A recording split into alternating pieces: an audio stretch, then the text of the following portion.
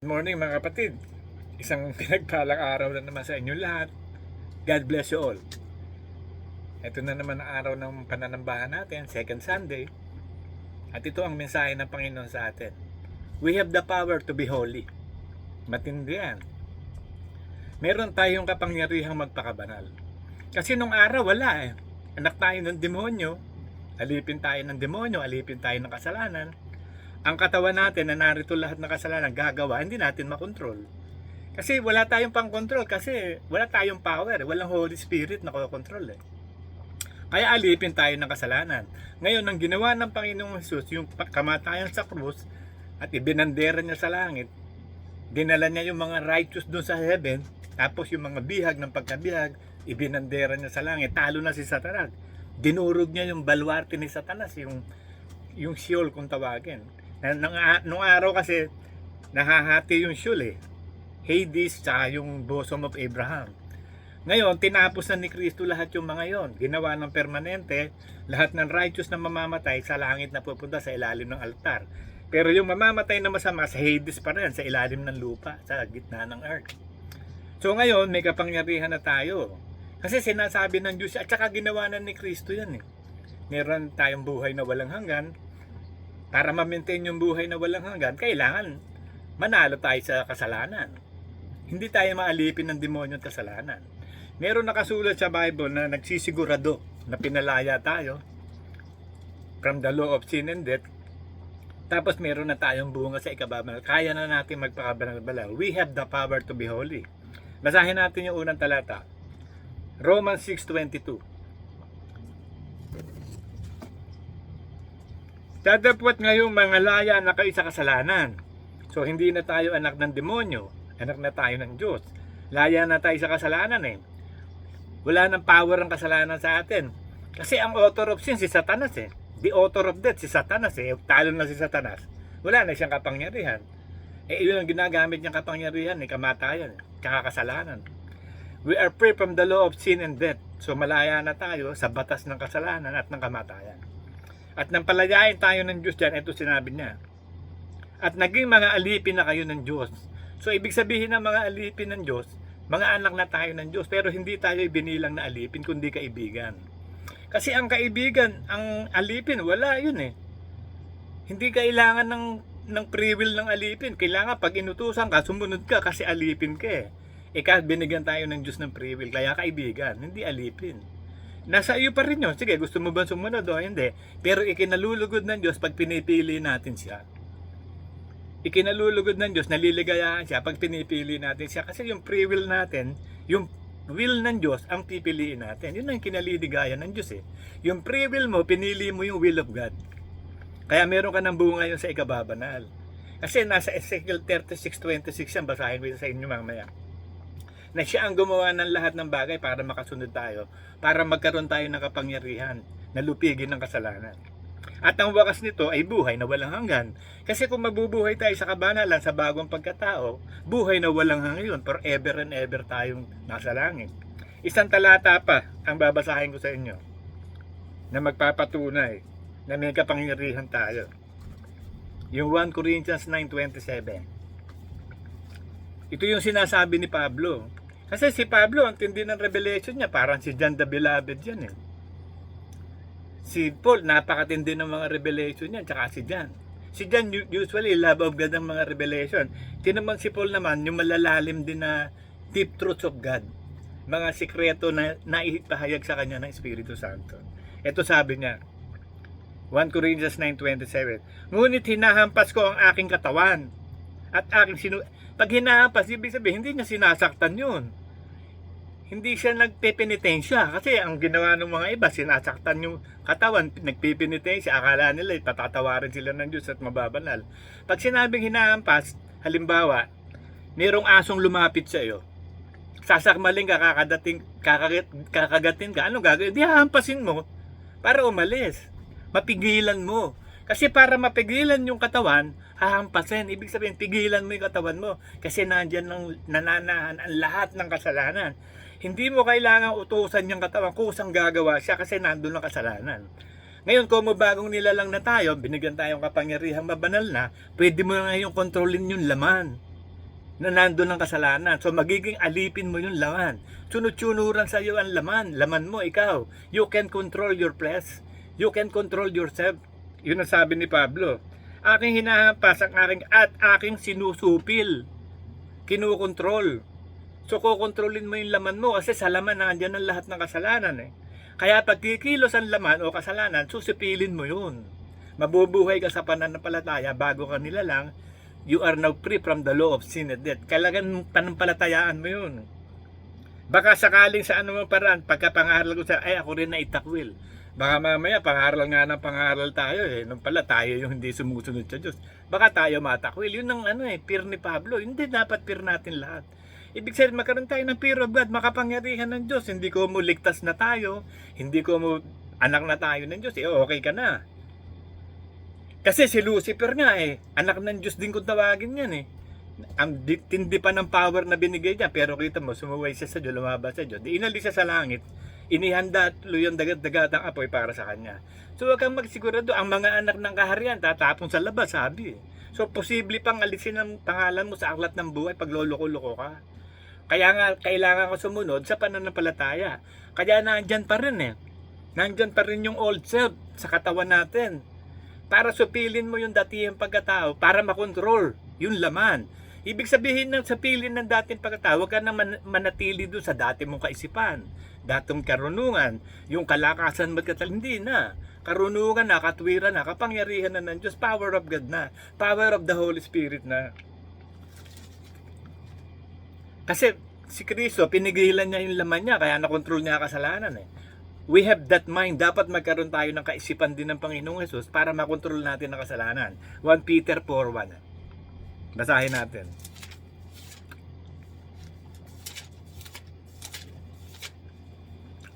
Ang sikreto dito, pananampalataya sa Diyos, sa salita ng Diyos. Paniwalaan mo yun kasi walang salita ng Diyos na hindi may kapangyarihan. Pag pinawalaan mo yun, mag-apply mo sa sarili, magaganap yun. Nalulugod lang ang Diyos sa sumasampalataya. Kaya pag sumasampalataya ka, gagawin ng Diyos yun. Kaya nga sabi ng Diyos, kung magkakaroon ka pa pala, kasing laki lang ng buto ng mustasa, sabihin mo sa puno ng sikamoro, matapon sa dagat. Ibig sabihin, mayroong power talaga, may magaganap na kapangyarihan pag sumampalataya ka. Magaganap talaga at hindi pwedeng hindi magaganap yung salita. Kasi makapangyarihan nga ang salita ng Diyos. Diyos yun Ngayon ito sabi, ito gagawin din natin yung ginawa ng Panginoong Hesus. Babasahin ko.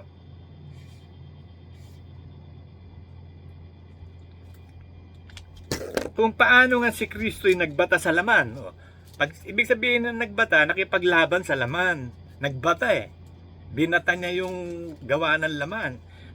Kasi tao siya naging tao siya So sa katawan, pwedeng kumilos ang kasalanan. Kasi nasa katawan ng lahat ng kasalanan. So kailangan niyang kontrolin yung batahin niya yung gawa ng laman. Ay magsandata rin naman kayo ng gayong pag-iisip. Sapagkat siya na nagbata sa laman, nagpatigil sa kasalanan. So para mapatigil mo yung kasalanan na nasa katawan, kontrolin mo. Kaya ang ginawa ng Diyos, binigyan tayo ng power para makontrol yun. Basahin ko sa inyo yung Ezekiel 36:26. Dito sinasabi yung kapangyarihang inilagay sa atin.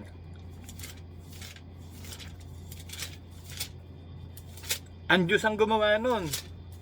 Bilang anak ng Diyos, gumawa siya ng paraan sa loob natin. Ginawa niya tayong bago nilalang. Sinangkapan tayo ng lahat ng kapangyarihan, inilagay ang Espiritu Santo para siya ang gumawa sa atin. Ito, isa-isahin natin. Ezekiel 36:26.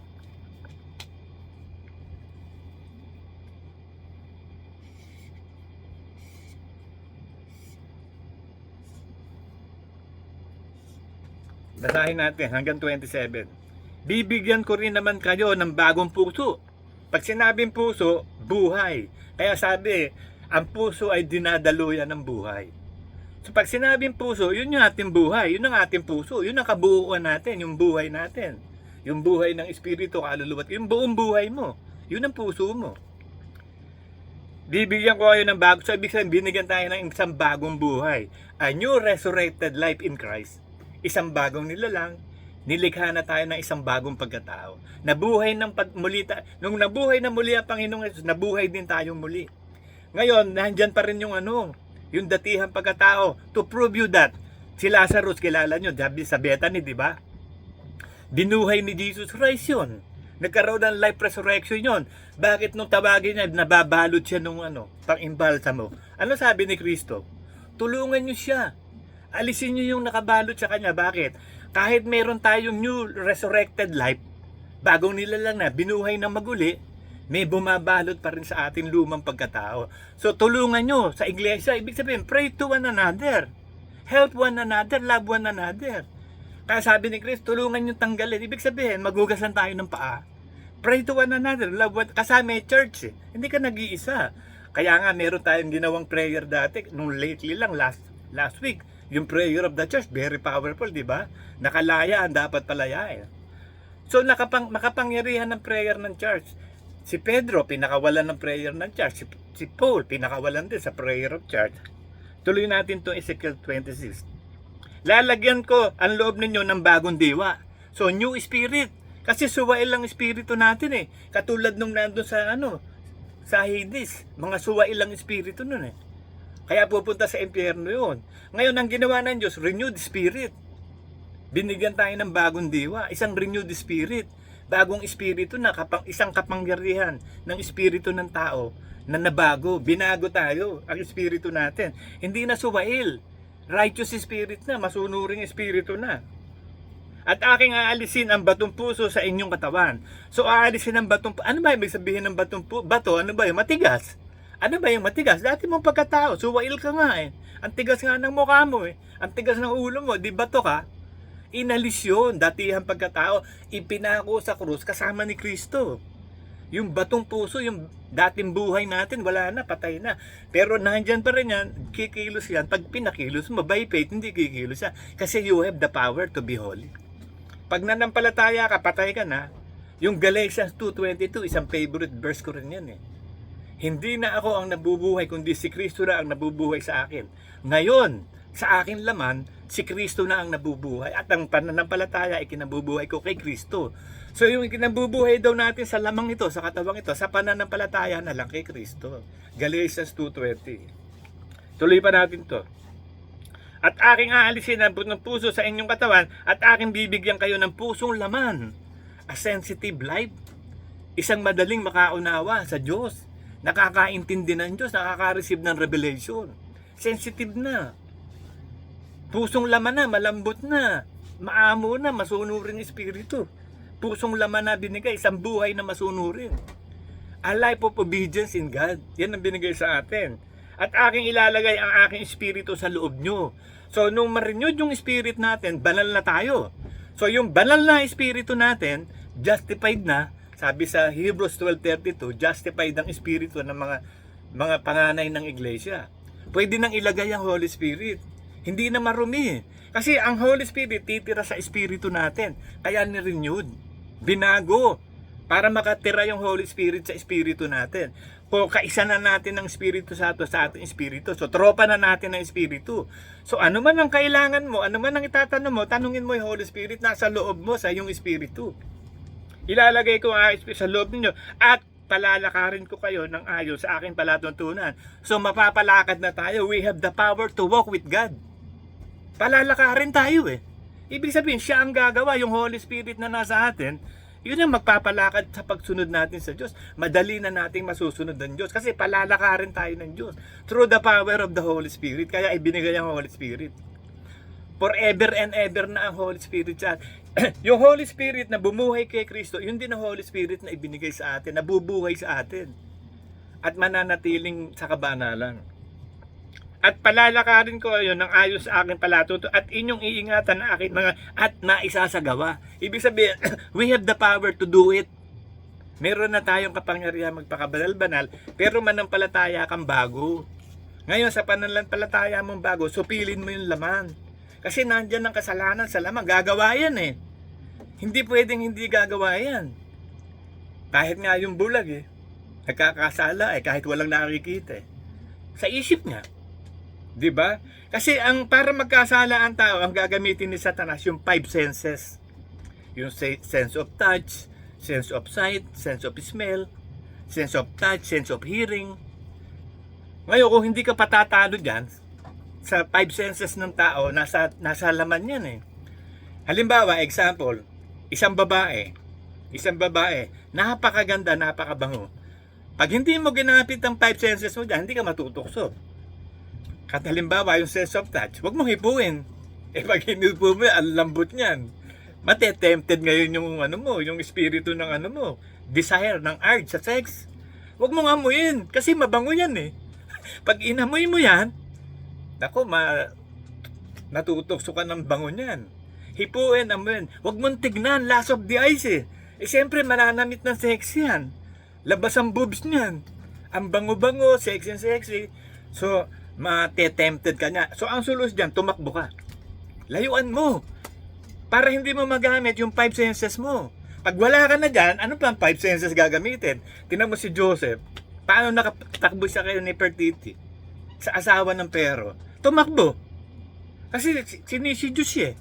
Gustong-gusto siya makipag-sex sa kanya eh. Ang solusyon doon, kasi matetempted siya pag nandun siya eh.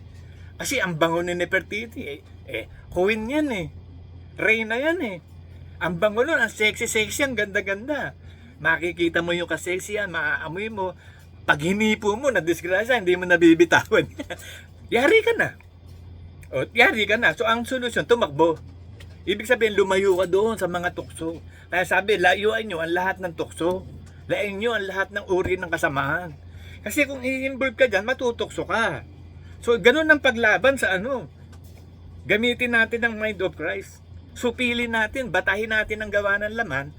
Huwag natin pakilusin yung five senses o yung gawa ng laman. Kasi laman yan, five senses, laman yan eh. Sense of touch, sense of hearing, sense of smell, lalo na yung sense of sight. Yung lust of the eyes. Ang tindi ng lust of the eyes. Kasi yung lust of the eyes, meron tayong photographic memory. Pag nakita ng mata mo yon, naku, mai-re-record yun. Mai-input yun sa storehouse ng utak natin, sa database. Pwede mong, i-replay ng i-replay. Pwede mong i-replay ng i-replay yun eh. Balikan mo lang yung nun eh. Pasok ka na dun eh, mai-replay mo yun eh. Kung hindi ka marunong mag-control ng isip, you cannot control your mind. Hindi mo makontrol yung five senses, yari ka na, magkakasala ka sa isip. So yun ang matindi dun. Kaya ang ginawa ng Diyos sa atin, sinangkapan tayo ng lahat ng kapangyarihan para mabata natin ang laman, makapamuhay tayo sa kabanalan. Kasi my Father is holy, you must be holy. My Father in heaven is perfect, you must be perfect. And to be perfect and to be holy, huwag gumawa ang laman. Masupil ang gawa ng laman. So yun na yung paraan. Ngayon bibigyan tayo ng Diyos ng kapangyarihan dyan para masupil ang laman. At naibigay na sa atin ng Holy Spirit. We are baptized by the Holy Spirit. Yun yung ipinangako ng Diyos sa mga apostol sa Acts 1:8. Basahin natin yun. Kasi may pangako ang Diyos sa kanila eh. Pagbaba ng Holy Spirit sa kanila, bibigyan sila ng kapangyarihan. Kaya nung dumating yung Pentecost, di ba? Yung 120 ng mga disciples doon sa upper room, napuspos ng Holy Spirit, nagsimula sila mag-tongues eh. Yun yung pangako eh. Nangako ang Panginoon, bibigyan sila ng kapangyarihan eh. Basahin natin yun, Acts 1:8. Dadapwa tatanggapin ninyo ang kapangyarihan pagdating sa inyo ng Espiritu Santo. At kayo'y magiging saksi ko sa Jerusalem, sa buong Judea, at sa Samaria hanggang sa kahuli-hulihang hangganan ng lupa. Sa totoo lang, yung mga panahon na yun, kasi pag Passover, maraming mga pilgrims nagpupunta ng Jerusalem. Ang dami-daming tao doon ay malapit na yung na yun eh. Pentecost mayroong Pentecost, marami din mga nakapaligid ng iba-ibang tao. May Arabiano, may taga-Elamites, ang dami-daming tao. Kaya nang mapuspos sila ng Holy Spirit, bumaba ang Holy Spirit like a tongues of fire na dumapo sa bawat isa at nagsimula sila magsalita ng iba't ibang wika. So bumaba na Holy Spirit sa kanila. Naging sila ngayon, makapangyarihan, naging bold with power. Nawala na yung takot nila. Kasi nung araw, walang magawa ang mga apostol sa Jerusalem kundi magtago sa bahay. Sinusugod sila ni Pablo, tsaka mga sundalo ni Pablo, pinagpapapatay, kinukulong eh. Kaya kita mo nung pumasok si Jesus sa bahay nila, nakasara yung pinto nila. Bakit nakasara? Takot sila eh. Takot sila kasi huhulihin sila eh. nilulusob ni Pablo. Kaya nung pumasok si Kristo, nasa gitna na. Hindi nagbukas ng pinto. Eh alam naman ni Kristo nga. Kaya nangako si Kristo sa kanila. Dapat tatanggapin nyo, sabi ng Panginoon, ang pagkapangyarihan para mawala yung takot. God has not given us the spirit of fear to bondage, but of boldness. Naging bold sila, matapang sila, and of the power and of love. Binigyan sila ng pag-ibig, kapangyarihan, at nawala takot sa kanila. Kaya lumabas sila, nag-preach. Sa katotohanan nga, si Pedro nga, nagpagaling agad ng may sakit eh. Tapos nag-preach na sila, wala na silang takot. Kasi nabaptize na sila ng Holy, tinanggap nila yung kapangyarihan. Ganon din tayo. Naging matapang tayo. Kasi nasa atin na ang Holy Spirit. Ibinigay na. 2 Timothy 1:7 ang ginawa sa kanila. Yun din ang ginawa sa atin. Basahin natin. 2 Timothy 1:7.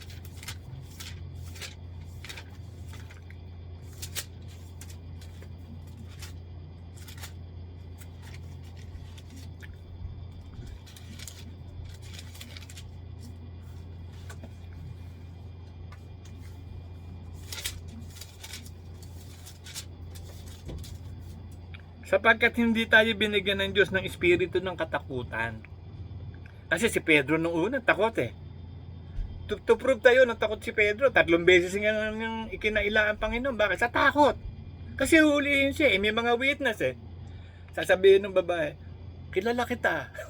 Kasama ka noon si Jesus Christ na hinuli. Kasama ka, ikaw alagad ka. Ba, hindi ko kilala yan. Ano? Pangalawa, ikaw yun, kilala ka namin, ikaw yun. Nung hanggang pangatlo, tumilaok na yung manok. Pero nung mabaptize si Pedro, bumalik yung tapang niya. Hindi yung tapang ng pagiging tao, tapang ng Espiritu Santo. Ang ibinigay sa kanyang tapang, kasi matapang si Pedro eh, yung tapang niya, sariling tapang. Pero nung tumapang na siya, hindi niya sariling tapang. Yun yung spirit of courage and bravery by the Holy Spirit. Na-preach ko to sa inyo, yung power of the courage and bravery by the Holy Spirit. Sapagkat hindi tayo binigyan ng Diyos ng espiritu ng katakutan, kundi ng kapangyarihan at pag-ibig at kahusayan, sound mind and self-control.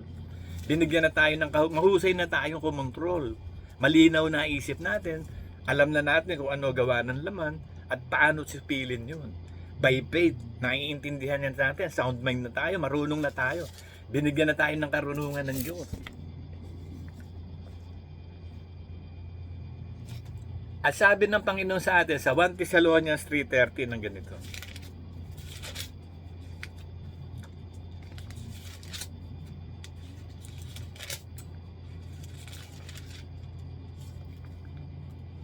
Upang patibayin niya ang inyong mga puso. Ibig sabihin, patitibayin niya yung ating espiritu, kaluluwa at katawan. Blameless unto the coming of the Lord. Yun yung sa Thessalonians 5:23. Upang patibayin niya ang inyong puso na walang maipipinta sa kabanalan. Kaya sabi, pakabanalin kayo ang inyong espiritu, kaluluwa at katawan na buo pagdating ng Panginoong Hesus. 1 Thessalonians 5:23. Walang maipipinta sa kabanalan sa harapan ng ating Diyos at Ama sa pagparito ng ating Panginoong Hesus na kasama ang kanyang lahat ng mga banal. So yun ang gagawin ng Diyos sa atin. Siya magpapatibay, magpapasakdal, magpapabara. Kaya ibinigay ang Holy Spirit to secure salvation. Tinatakan na tayo ng kaligtasan. At ang tatak, Holy Spirit. Kaya nga meron resulta yung tatak eh. Nagsasalita ng iba't ibang wika, nagpapalayas ng demonyo. So ibig sabihin, may mga gifts of the Holy Spirit nagmamanifest.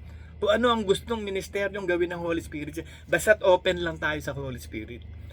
Maaaring kung halimbawa, mayroong sitwasyon na gagamitin ka para magpagaling ng may sakit, may sitwasyon na tuturuan ka ng mahusay na pagtuturo para may maborn again, o kaya, mas matindi, bigyan ka ng espiritu ng bubuhay ng patay.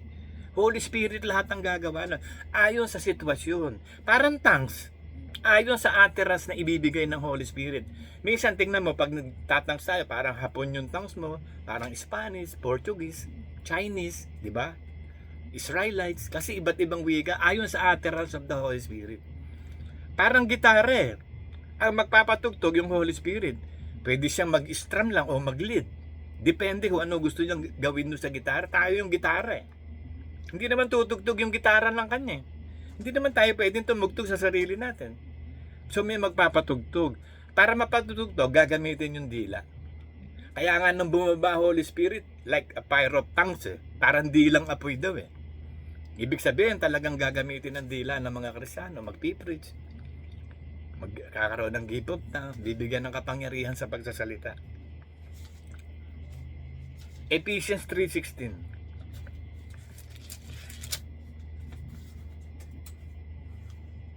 Upang sa inyo ipagkaloob niya ayon sa kayamanan na sa kanyang kaluwalhati at nakaipalakasin ng kapangyarihan sa pamamagitan ng kanyang espiritu sa pagkataong loob, in the inner man. Yun yung bagong pagkatao natin. Inner man. Yung outer man, yun yung katawan Ito yung outer man, yung katawan. Yung nasa 5 senses. Spiritual senses ang nasa atin by the Holy Spirit. Spiritual na ang pandama natin. Ano na, pusong laman na. Spiritual senses, hindi yung flesh. Palakasin ang kapangyarihan sa pamamagitan ng kanyang espiritu sa pagkataong loob. So ang Holy Spirit ang magpapalakas sa ating espiritu. Palalakasin na yung espiritu natin, sasanayin tayo sa kapangyarihan ng kanyang espiritu, sasanayin tayo sa mga spiritual na bagay. Ang tawag doon, discernment of the Holy Spirit. Pag nasanay na tayong kumilo sa kapangyarihan ng Holy Spirit, we have the discernment of the Holy Spirit. Nadidiscern mo na kaagad kung ano ang sa kanya at hindi. Madidiscern mo agad kung ano ang sa demonyo at hindi. Pag may nagsalita o may nagturo, alam mo, may nagsasabi sa'yo, kasi nasanay na tayo sa spiritual discernment. May magsasabi sa'yo, mali yung tinuturo. Katulad nung nanood ako nung isang araw, ang ganda ng mga turo niya, pero sumunod na nasingitan ng iba, mali na. Inalis ko na, nanood na ako ng iba.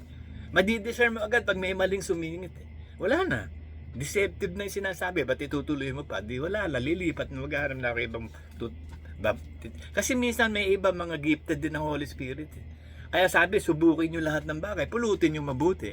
Pag nanonood kayo ng mga spiritual teaching, panoorin mo, wala namang problema Pag pinanood mo, pakilusin mo yung discernment of the Holy. Tignan mo yung kung ano yung mabuti, yun ang kunin mo.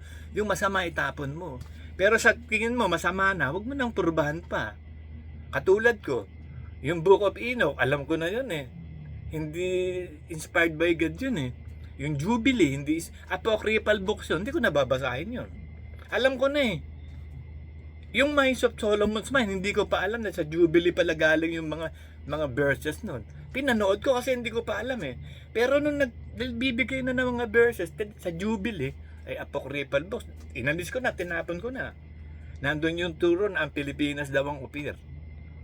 Nandito daw ang lahat ng ginto. Na doon sa Garden of Eden. Garden of Eden, ang layo nun. Nasa Mesopotamia yung Garden of Eden. Naiikutan ng Gihon, Sabila, Euphrates. Asan ng Euphrates? Nasa Middle East yun. Ang layo. So mali na kaagad. Mali na Geographically, mali na Napalilibutan yung Garden of Eden ng Euphrates Tsaka Gihon, tsaka Sabila Asan ng Gihon at Sabila dito? Asan ng Tigris? At saka yung Euphrates na doon sa media, so mali na. Pag na-discern mong mali na, tigil na, mali na Putol na, cut na, mali na nga Ba't itutuloy mo pa? Mali na nga 1 Peter 1:15-16.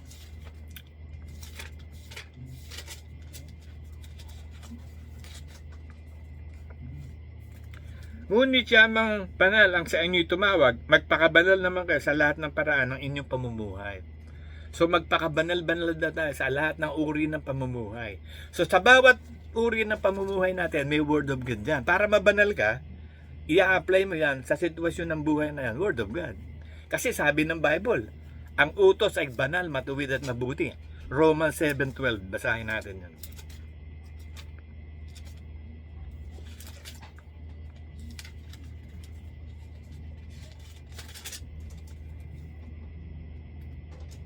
Kaya nga ang kautusan ay banal. At ang utos ay banal, matuwid at mabuti. Ano ang banal, matuwid at mabuti? Ang utos ni Kristo. The commandment of Christ. Ang kautusan ni Kristo, ang banal, matuwid at mabuti. Hindi tayo. Ang Diyos lang ang banal Ang Diyos lang ang mabuti. At ang salita ng Diyos lang ang mabuti. So pag ginagawa mo yung mabuti, ang salita na, kalakip ka ni Kristo, kalakip ka ng Espiritu Santo, kalakip ka ng Ama. Kasi ang salita ng Ama, si Kristo ang nagdadala ng salita ni Kristo, Holy Spirit Siya yung kaya sa umpisa pa lang ng Genesis, siya na yung taga-operate ang Holy Spirit, di ba? Nandun na siya kaagad, sa simula pa lang kasama na Holy Spirit. Basahin natin yung sa Genesis 1:2. Ang Holy Spirit pa ang timahan mo. Pag may gulo, may chaos, yun ang nag-aayos, Holy Spirit. O, sinong sabi dito, may chaos pa nung una eh. Nang pasimulan, nilikha ng Diyos ang langit at ang lupa. At ang lupa'y walang anyo. So, void. At walang laman. Walang shape. Walang anyo, walang shape. At ang kadiliman ay nasa sa ibabaw ng kadilim. At ang Espiritu ng Diyos sumasa ibabaw ng tubig. Hovering. Ibig sabihin, sumasa ibabaw, nasa ibabaw ng tubig. So, ang Holy Spirit nandun na. Sa simula pa lang ng creation, nandun na siya. Nag-aayos ng gulo. Nagbibigay ng shape. Nasa order, nilalagyan ng order. Kasi walang anyo, boy. Kaya naging, ang earth eh. Gumawa nga ng earth. Ang Holy Spirit ang naghugis ng earth. Siya nagsaayos eh. Nag-operate ng mga tubig, paghihiwalay ng tubig, pag-ayos ng lupa, ng mga bundok, ng mga burol. Kita mo, nandun na kaagad ang Holy Spirit. Galatians 5:16.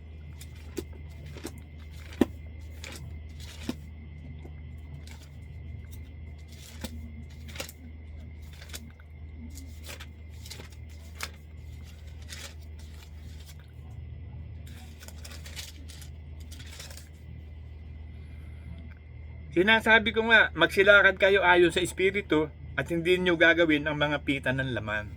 So, walk with God. Lumakad kayo ayon sa Espiritu kasi ang Espiritu, sabi ng Espiritu, ang sinasalita ko yung narinig ko. At tuturuan tayo ng Espiritu sa lahat ng katotohanan. At ang salita mo'y katotohanan. Jesus is the way, the truth, and the life.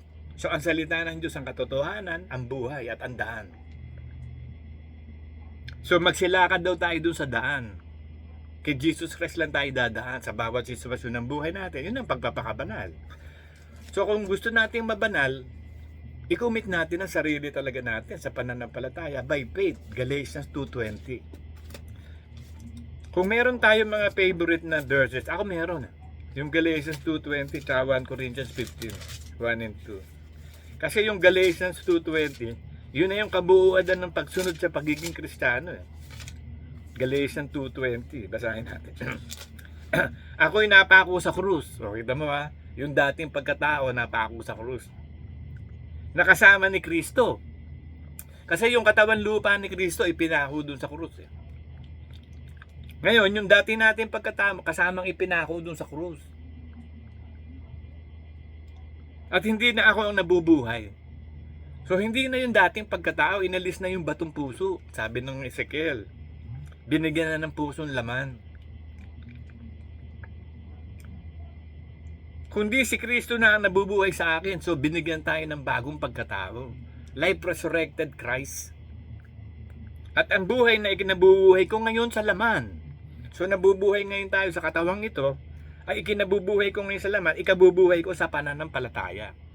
So ang buhay na ikabubuhay natin araw-araw sa katawang ito, sa pananampalataya. Faith, para kalugdan tayo ng Diyos. Faith in God, faith in the Word of God.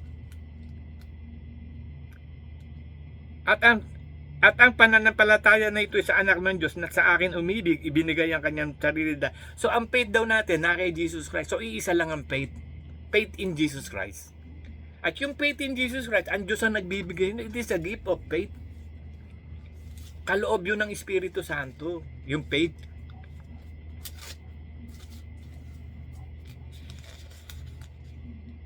Ito, basahin natin yung bunga ng Espiritu Santo. Datapwat ang bunga ng Espiritu, Galatians 5:20 to 23. Datapwat ang bunga ng Espiritu ay pag-ibig, katuwaan, kapayapaan, pagpapahinuot, kagandahan loob, kabutihan, pagtatapat, faithfulness. Faith. The spirit of faith, yan ang kaloob ng Espiritu Santo. Kaamuan, pagpipigil. So, self-control. We can control the flesh. Laban sa ganung bagay, walang kautusan. At ipinako sa krus ng mga nakay Kristo ang laman, nakasama na masamang pita at mga kahalayan nito. So, ipinako na yung laman, pati lahat ng kahalayan nito, yung power of the flesh.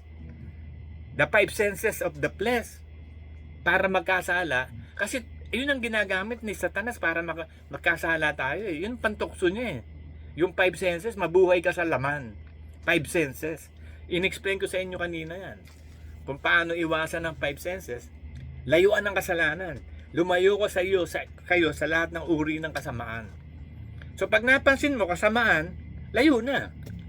Pag merong nagsisidyo sa iyong babaeng napakaganda, na ang hirap tanggihan. Ang laman, ang hirap tumanggi yan. Yan ang pinakamahirap na kasalanan sa lahat eh, yung laman eh. Yung magandang babae. Ang pull ng lalaki, babae. Sa simula pa lang, tinan mo, nahulog na ang lalaki, si Eva. Nahulog si Adan dahil kay Eva, babae. Si Samson, napakaganda ni Delilah. Nahulog siya. Napakabango ni Delilah, nahulog siya. So, babae. Ang kahinaan ng lalaki, babae. Ibinigay ang babae, helpmate eh. Tagatulong. Kaya yung kanta ni Sampaguita eh, hindi lang tayo tukso, kundi meron din tayo dito. Di ba sabi niya, si Sampaguita. Yung kanta ni Sampaguita, masabi niya, hindi lang tayo tukso, kundi may, parang ganun eh. Yung kaya gusto ko minsan yung mga kanta na yan, yung mga meaning, alam, ang mga artist, ang gagaling nila na ikakita nila yung ibang spirit. Kaya alam ko, hindi mga anak ng Diyos, liligaw. Pero ginagamit din sila minsan ng Diyos para magbigay ng mensahe. Makikita mo sa mga kanta nila, may mga lalo yung asin. Nagtitindi ng mga ng asin. Tignan mo ang mga bata, sila ang tunay na pinagpala. Tanong mo sa mga bata, ikaw ba'y may nakita?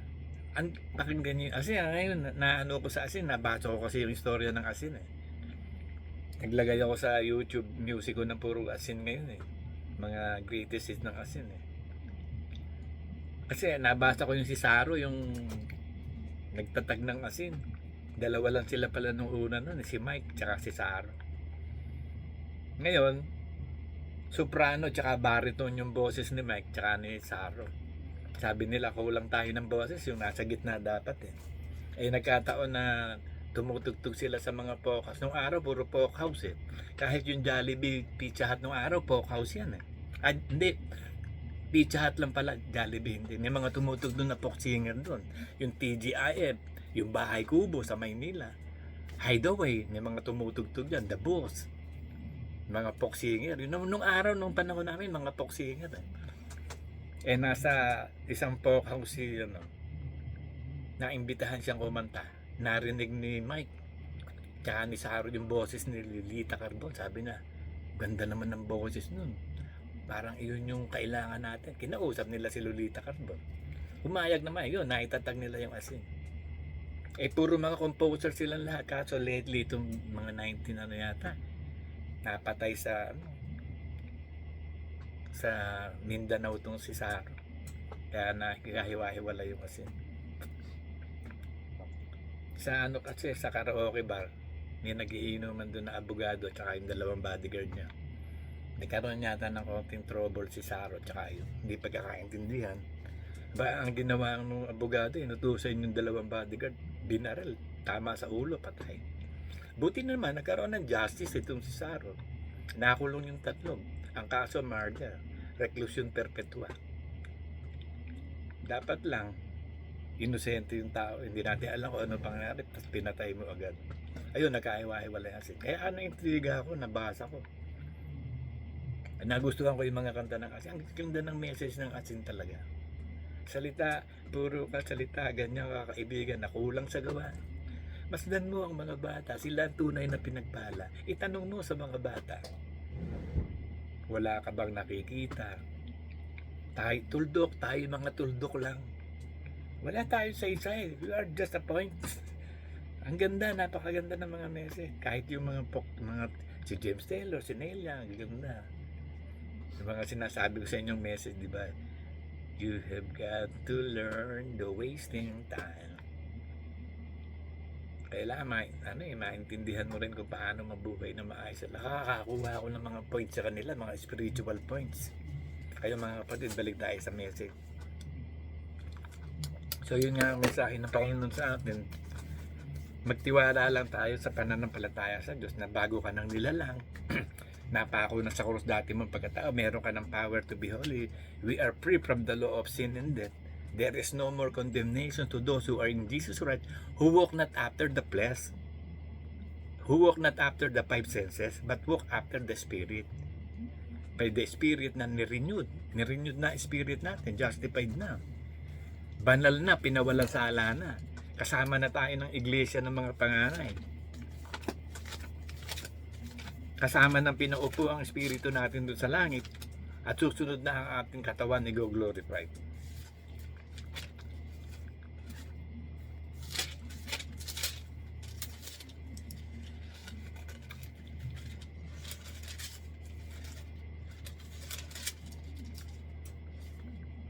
Ito sabi ng Hebrews 12:23. Sa pangkalahatang pulong at iglesia ng mga panganay na nangatala sa langit. Kasi pag ikaw na born again ka, panganay ka na. Kasi ang panganay namang panganay, si Kristo, siya ang unang binuhay. Siya lagi ang una sa lahat eh. He is the first and the last lagi eh. Siya ang panganay ng mga panganay. Kaya tayo, mga anak ng Diyos, panganay tayo. Lahat tayo panganay. And blessed of the male womb opener. Sabi ng Diyos, mapalad ang mga panganay. Kasi ang mga panganay talaga pinapala. Kahit nung sa tradisyon ng Israel, ang pinagpapala yung panganay. Kaya nga 'di ba naagaw ni Jacob yung pagkapanganay legally kay Esau, 'di ba? Istorya na 'yan. Sa pangkalahatang pulong at iglesia ng mga panganay nakatala sa langit. So, we are born from above na. Yung citizenship natin sa langit na. So, nandun na yung ating pangalan, nakasulat sa aklat ng buhay sa langit na. Nakatala sa langit sa Diyos ng hukom ng lahat. At ang espiritu ng mga taong ganap na pinasakdal, justified and holy. Perfect. Our spirit made perfect and holy. Kasama na tayo pinaupo sa langit ng Panginoon Jesus doon. Kaya nga ligtas na tayo. So para magtuloy-tuloy ang kaligtasan na yan, kinakailangan i-maintain mo yung holiness. At para ma-maintain yan, ibinigay ang Holy Spirit. So ito sabi ng Panginoon. Kasi nung mabuhay na maguli ang Panginoon, sumample siya ng pagkabuhay na maguli sa Jerusalem. Nagbiyak yung mga sementeryo, lumabas ang mga banal ng mga Israelites eh. Nagpakita sa mga tao, pero namatay din. Kasi hindi yun ang glorification kailangan eh. Lahat i-glorified, glorified body. Kasi sila binuhay lang maguli, ibig sabihin, meron talagang muling pagkabuhay. Ngayon, nung mabuhay na maguli ang Panginoon, yung espiritu natin kasama dinala na doon sa langit. Pinaupo na, ito sabi. Ephesians 2:6. At tayo ibinangong kalakip niya at pinaupong kasama niya sa sangkalangitan kay Kristo Jesus. So nandito pa tayo, hindi pa naman tayo nakaupo doon. Susunod na yon. Kasi may trono na rin tayo sa langit. May kanya-kanya na tayong trono kasi we will reign as king and priest eh. Kaya ang hari may trono eh. Kaya ang ama may upuan siya doon na hindi, kanya lang yun, walang pwedeng umupo doon. From beginning to eternity, nakaupo lang siya. Oh, antindi no? Tapos nasa kanang trono niyan, trono ni Kristo. Ngayon tayo nasa gitna ng Ama. At ni Kristo, nasa gitna tayo. Pero ang kanang trono ng Ama, si Kristo. Kaya nakahilera lang tayo kay Kristo sa mga trono natin. Tayo ibinangong kalakip niya at pinaupong kasama niya sa sangkalangitan kay Kristo Jesus. So mga kapatid, yan ang message ng Panginoon sa atin.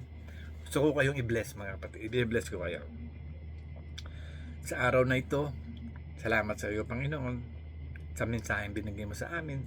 Naway maunawaan namin lubos at makapanampalataya kami lubos na kami bagong nilalang upang kami makapamuhay sa kabanalan at tuluyan namin masupil ang gawa ng laman sa pamamagitan ng kaisipan ng Panginoong Hesus, ang Word of God, Panginoon. Ang kapangyarihan ng iyong Espiritu Santo ibigay mo sa amin, kaya ibinabasbas ko sa kanila ang kapangyarihan ng Espiritu Santo araw-araw. Sumayin nyo ang lahat ng kapangyarihan ng Espiritu Santo ayon sa sitwasyong gagamitin niya, lalong-lalo na ang discernment of the Holy Spirit, anointing of the Holy Spirit. Sumayin nyo rin ang pagpapala ng katawan, palakasin ng Diyos sa atin ang ating mga immune system, at mag-function ang lahat ng ating mga internal organs na nasa order. Kung paano ang Holy Spirit na inaayos ang mga gulo o chaos o yung walang anyo, siya ang nagsasaayos. Aayusin niya ang buhay natin. Lahat ng bagay na pangit sa atin, aayusin ng Holy Spirit. Sumayin niyo lagi ang espiritu ng karunungan, kaalaman at kapahayagan at kaunawaan. Sumayin niyo din ang kalakasan ng ating mga katawan sa araw-araw at mag-function ng internal organs natin ng normal upang hindi tayo magkasakit. Sumayin nyo rin ang pananampalatayang gumagawa at ang espiritu ng panalangin na may pananampalataya. Sumayin nyo ang lahat ng masaganang pagpapala. I bless you all in the mighty name of Jesus Christ. Hikamahi mga humasinain kala heb ingono sudu kuthen mana subarayara kiron sepindala spera naka nogoruyo na miyano surya kara habiyano to kibi andene soyono sa suroyara kara. Amen. God bless you all mga kapatid.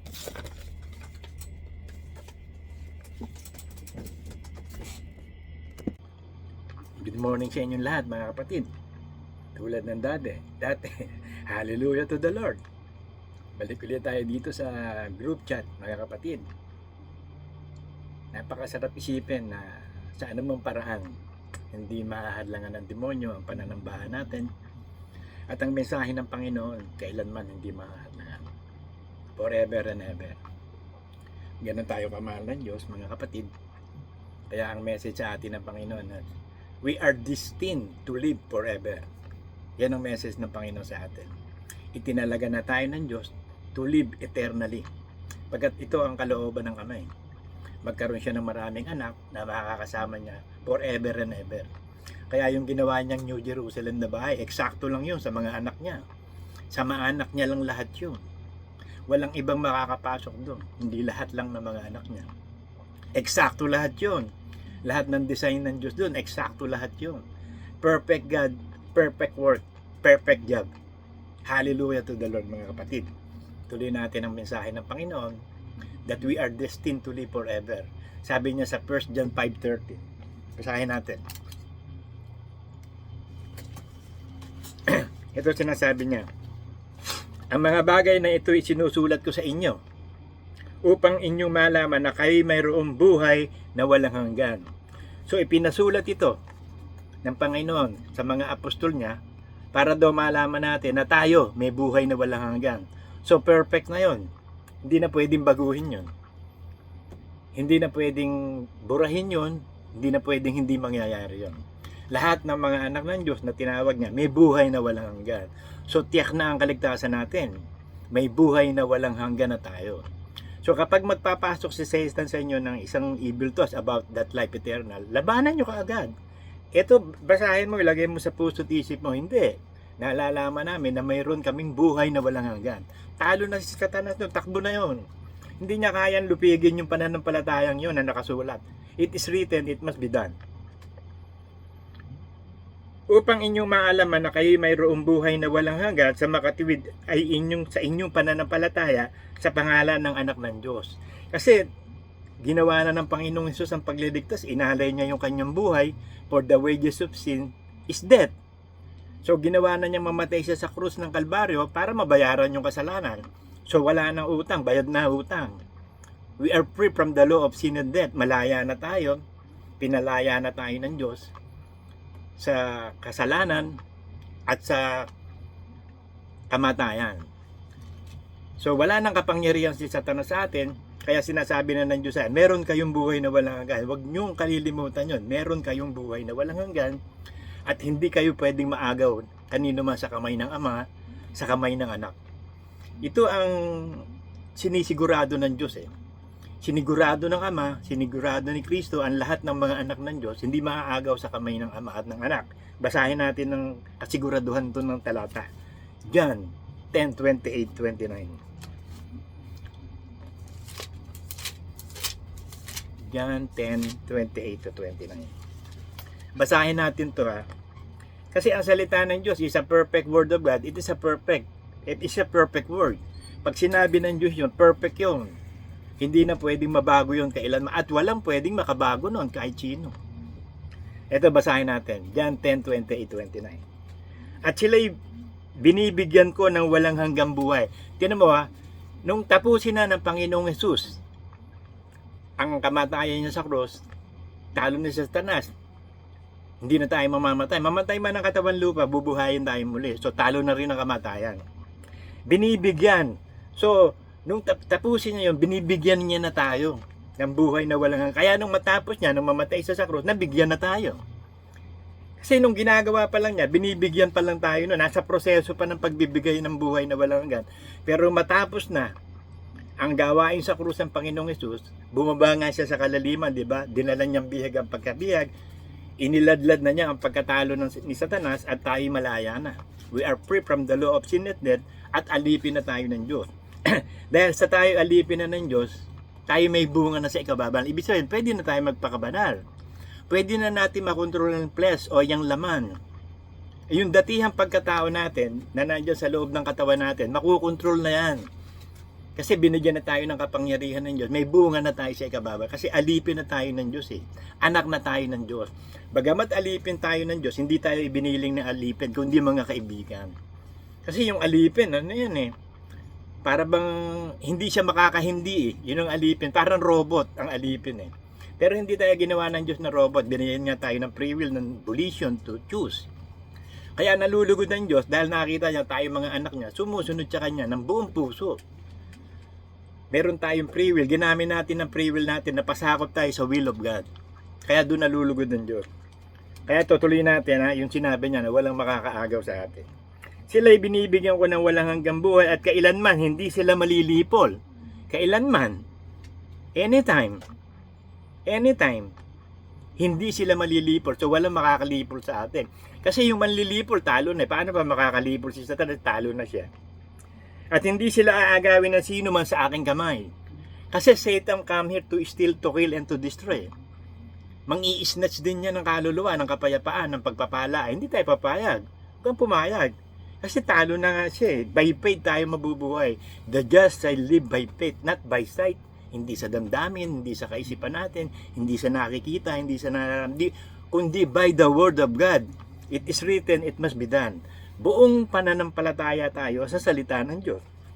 Tinitiyak ng Diyos yun Meron na tayong buhay na walang hanggan at hindi na maaagaw yung buhay na walang hanggan. It is a free gift nga Gift yun na ginawa ng Panginoong Hesus Iniregalo sa atin. Siya ang nagsakripisyo para magkaroon tayo ng buhay na walang hanggan. Iniregalo niya sa atin yung buhay na walang hanggan na yun. Siya na nag-alay ng buhay para sa atin lahat. Tinapos na niya kung sumatumis na nga Ang aking ama na sa kanila ay nagbigay sa akin ay lalong dakila kaysa lahat. At hindi sila maagaw inuman sa kamay ng Ama. Kita niyo yung ginawa ng Diyos sa atin, yung Godhead. Hindi tayo maaagaw sa kamay ng Panginoong Hesus, hindi rin tayo maaagaw sa kamay ng Ama. Sino aagaw sa atin? Sino pwedeng makaagaw sa atin? Ang Ama at ang Anak at Espiritu Santo ay hawak tayo. Walang makakaagaw sa atin. Sinigurado na ng Ama Kasi yun ang kalooban ng Ama sa simula pa lang, dumami siya. Kaya nga siya ang Ama ng mga espiritu, kaya kailangan ma-born again in the spirit ng tao. Hindi naman siya Ama ng mga laman Ama siya ng mga espiritu. Kaya we are born of the Spirit, born from above. Kaya yon yung kompletong area ng New Jerusalem na yon, eksaktong-eksakto tayong lahat doon. Yung bahay natin doon, yung design ng mga puno doon, ng garden, ng kalsada, ng street. Golden City yun Eksakto lahat ng preparasyon ng Diyos yun. The perfect architect, the perfect engineer, God, the Creator. So nabasa ko na sa inyo na yung 1 John 5:13, pinaalam ng Diyos, meron tayong buhay na walang hanggan. Huwag mong kalilimutan yon. Meron kang buhay na walang hanggan. So ang katunayang meron kang buhay na walang hanggan, natapos na ni Kristo sa krus yung pagliligtas. Talo na. Nabayaran na yung kasalanan. For the wages of sin is death. So nabayaran na ng buhay ng Panginoong Hesus yung kasalanan. So wala na tayong kasalanan. Pag wala kang kasalanan, banal ka. So banal na tayo. We are holy to God. We are perfect in the eyes of God. Ginawa na yon ni Kristo Jesus. Ang kaligtasan kasi nasa Panginoong Hesus. Yeshua. God is salvation. God the Savior. Basahin natin yung pre-gift na yan sa Romans 6:23.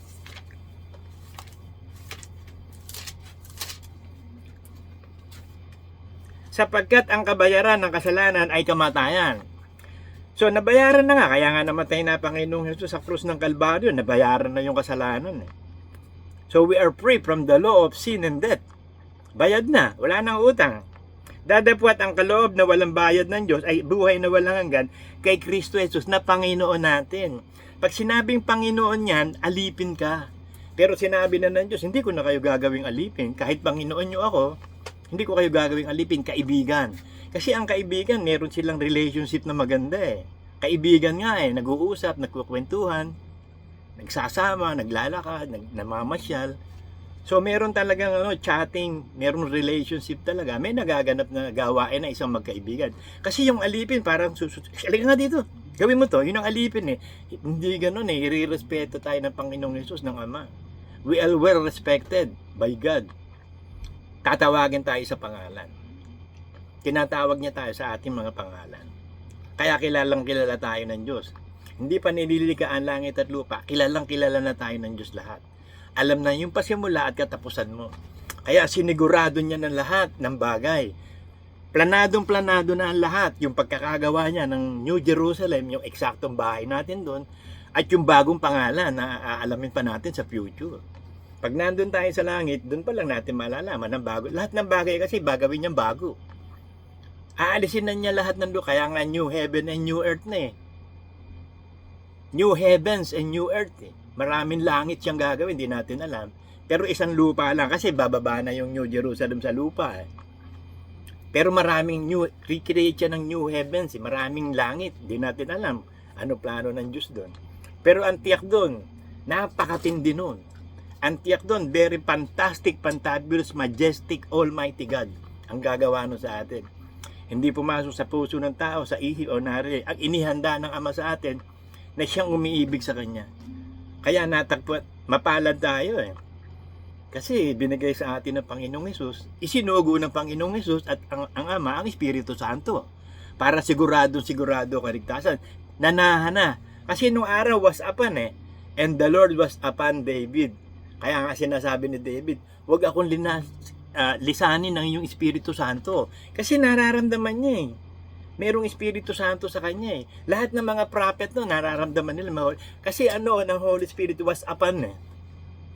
Ano pa eh, hindi na ang ginawa ng Diyos, permanente nang nasa loob natin. Para siguraduhin na ang kaligtasan. Kasi pag yung upon, lalabas pa yun eh. Iiwan ka agad nun eh. Hindi katulad nung inside us, naninirahan sa atin, tayong templo ng Diyos. Para umalis yan, talagang sobrang sama na ginagawa mo. Talagang binalot ka na uli, halubiluhan ka na ng dating pagkatao, sobrang sama mo na, lilisanin ka na yan. Eh nung araw, was upon anytime, pwede silang iwanan. Kaya nga si Saul, iniwanan ng Espiritu Santo, di ba? Ang ipinalit ng Diyos, masamang espiritu. Kaya nga, tinawag naman niya si David. Pag tumutugtog ng harp si David, ang Holy Spirit, kumikilos kay Saul napapayapa siya. May Holy Spirit was upon Eh hindi pwedeng pumasok kay Saul kasi nilisan na siyang hari dahil ubod din na sama ni Saul Hindi siya pwedeng hari. So kita na natin dito na ang kabayaran ng kasalanan, kamatayan. Tapos na yon. Dadapwat ang kaloob na walang bayad ng Diyos ay ang buhay na walang hanggan kay Kristo Jesus na Panginoon natin. Kaya sabi ng James 1:21, ang salitang itinatanim sa atin ang mga pagliligtas ng ating kaluluwa. So para matiyak ang kaligtasan ng kaluluwa mo, araw-araw magtatanim ka. Ang itatanim mo, salita ng Diyos sa buhay mo. Ibig sabihin, ipapamuhay mo yung Word of God, masusulat sa aklat ng buhay, nakatanim sa aklat ng buhay, nakasulat yun. Hindi mabubura yun. Book of Remembrance yun Kasi, yan meron patotoo sa langit May mga ebidensya, hindi pwedeng walang ebidensya. It is written, nakasulat lahat. Lahat ng bagay nakasulat. It is written, it must be done. So, nalalaman na natin mga kapatid na alam na natin na may buhay na walang hanggan tayo at walang makakaagaw sa atin doon at tapos na sa Kalbaryo. Kung sumatumis na, okay na. So no doubt about it. Huwag na kayong magdududa na hindi ka ligtas. Ligtas ka by hope. So yung hope na yun, panghawakan mo mabuti yun by faith and love. And the greatest is love. Ibig sabihin, para mahawakan mo mabuti yung hope of salvation, kailangan mahal mo ang Diyos. Sabi ng John 14:15 Kung ako inyong iniibig, sinusunod nyo ang aking mga utos. So para matiyak mo na iniibig mo ang Diyos, susundin mo yung kanyang utos, pagkat ang kanyang utos banal, mabuti at matuwid. Yun ang utos eh. Banal, mabuti. So pag sinusunod mo yung utos, naging banal ka, matuwid ka. Bakit? Sinusunod, kalakip mo yung utos, kalakip mo si Kristo, kaisa ka ng Espiritu Santo, kaisa ka ni Kristo. Kaya banal ka, matuwid at mabuti. Kasi yung utos ang banal, matuwid at mabuti. Yun ang sinusunod mo. Kaya panghawakan mo mabuti yung nasa iyo. Yung aral ng Panginoong Yesus, salita ng Diyos, panghawakan mo mabuti, baka maagaw. Pero wala nga aagaw, basta panghawakan mo lang mabuti. Ibig sabihin, magtiwala kang lubos sa Diyos at hawakan mo mabuti yung kaligtasan na yan na ibinigay sa iyo ng Diyos. So ito yung, babasahin ko naman ng isang talata sa inyo na kahit grade 1, alam na to. Grade 1 pa lang tayo, alam na natin yung talatang to. Basahin natin pa rin. John 3:16. Di ba? Yung John 3:16 na yan, ano yan eh. Elementary pa lang na yan, alam na natin yan. Ang dami nagsasalita ng ganyan. Pero sumampalataya ba? Puro salita lang eh. Basahin natin ng John 3:16 na. Sapagkat gayon na lamang ang pagsinta ng Diyos sa sanlibutan, na ibinigay niya ang kanyang bugtong na anak.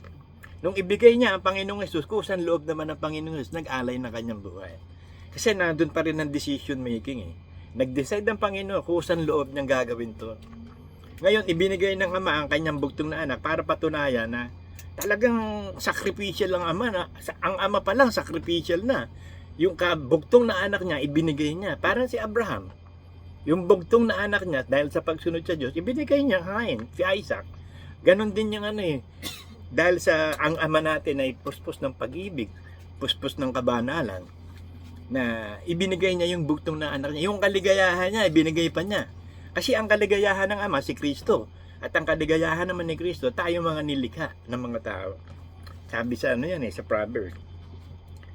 Sapagkat gayon na lamang ang pagsinta ng Diyos sa sanlibutan na ibinigay niya ang kanyang bugtong na anak upang ang sino man sa kanyang sumampalata ay huwag mapahamak, kundi magkaroon ng buhay na walang hanggan. So pag sumampalataya na ang isang tao at tunay na mananampalataya, may buhay na walang hanggan na siya. Pero kung hindi pa sumasampalataya, wala pa. Upang magkaroon pa, sabi. Upang magkaroon ng buhay na walang hanggan, ang sasampalataya. Kaya sabi ng Diyos, at sumasampalataya, may buhay na walang hanggan na. You have passed from death to life. Nasa John 5:24 yung basahin na yan. John 5:24. Katotohanan sinasabi ko sa inyo. Ang dumidinig ng aking salita at sumasampalataya sa kanya na nagsugo sa akin, pinananampalataya natin ng Ama, na iisang Diyos, na isinugo ang Panginoong Hesus. Sinampalatayaan natin ng ating Ama na isinugo niya ang Panginoong Hesus. Ay may buhay na walang hanggan. May buhay na walang hanggan. Pag sinampalatayaan mo ang Ama, na isinugo niya si Kristo, may buhay na walang hanggan ka na. Kaya sabi, yung walang aral ni Kristo, wala ang Ama, wala ang anak. Sabi sa 1 John. Kasi pag sinampalatayaan mo ang nagsugo, sinampalatayaan mo isinugo, may buhay na walang hanggan ka na. Kasi yung pananampalatayang ibibigay ng Diyos ay sureball yun eh. May kapangyarihan yung faith na yun na makakilos, makagawa. Mayroon kang kapangyarihan magpakabanal. May kapangyarihan masunod mo lahat ng kautusan ng Diyos. Kaya sureball eh. Kaya sinasabi lagi ng Biblia, mayroon kang buhay na walang hanggan. Upang maalaman mo, meron kayong buhay na walang hanggan. At ang sino mang sumampalataya ay magkakaroon ng buhay na walang hanggan. And sumampalataya na tayo, ligtas na tayo by hope.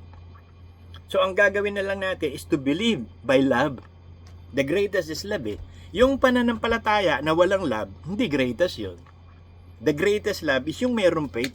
Kaya sabi nga, magsalita ka naman ng iba't ibang lingwahe. Mapalayas mo man ang demonyo, mapalimat mo ang bundok at wala kang pag-ibig, wala kang saysay. Para ka lang kumakalambang na kampana, maingay lang, wala naman nangyayari. Kasi greatest ang love because God is love. Puspos ng pag-ibig ang Diyos. Ang pag-ibig ng Ama, yun ang pag-ibig ni Kristo, ang pag-ibig ng Espiritu Santo, ang pag-ibig ng Godhead. Grabing pag-ibig yan, kaya lumikha siya ng tao para yung pag-ibig niya makasalo tayo. At gusto niya makasama tayo ng marami siyang anak. Kaya marami siyang inanak eh. Laksa-laksang mga banal ang anak niya. Pero, como perfect God, eksakto lang yun doon sa New Jerusalem. eksakto tayo doon. Kasi sinukat ko yun eh. Ang sukat nun ay 1,500 miles, pataas 1,500 miles, width 1,500, ang length, cube yun eh. Sinukat ko yun eh. Tinignan ko yung area lang ng United States. Ilan lang ba ang populasyon ng United States? Baka less than na 2 billion lang yata eh. Baka hindi pa sumobra ng 5 billion yung populasyon ng US. Ganun lang. Sa estimate ng tao yan ha. Hindi pa na, estimate ko lang yun. Almost 2 billion mga anak ng Diyos ang papasok doon. Estimate lang yan ng tao ha. Hindi estimate yan ng Diyos. Kasi hindi natin kayang arukin ang kaisipan ng Diyos. At hindi na siya papasok sa paghatol. There is no more condemnation to those who are Jesus, who walk not after the flesh, but the Spirit. Yun ang alam ng Diyos. Nakita na ng Diyos na pag sumampalataya ka, you will walk by the Holy Spirit. Susunod ka talaga. Kahit ano mangyari, susunod ka. Kahit pugutan ka ng ulo, susunod ka. Kahit sunugin ka, susunod ka. Alam na ng Diyos yun. Kaya tinipon na niya ang mga anak niya. Kundi lumipat na sa kabuhayan mula sa lumipat na, past tense. Lumipat na mula sa kamatayan sa kabuhayan. So wala na tayong kamatayan, hindi ka na mamamatay. Ang pwedeng mamatay sa iyo, katawan lupa. Kasi katawan lupa yan.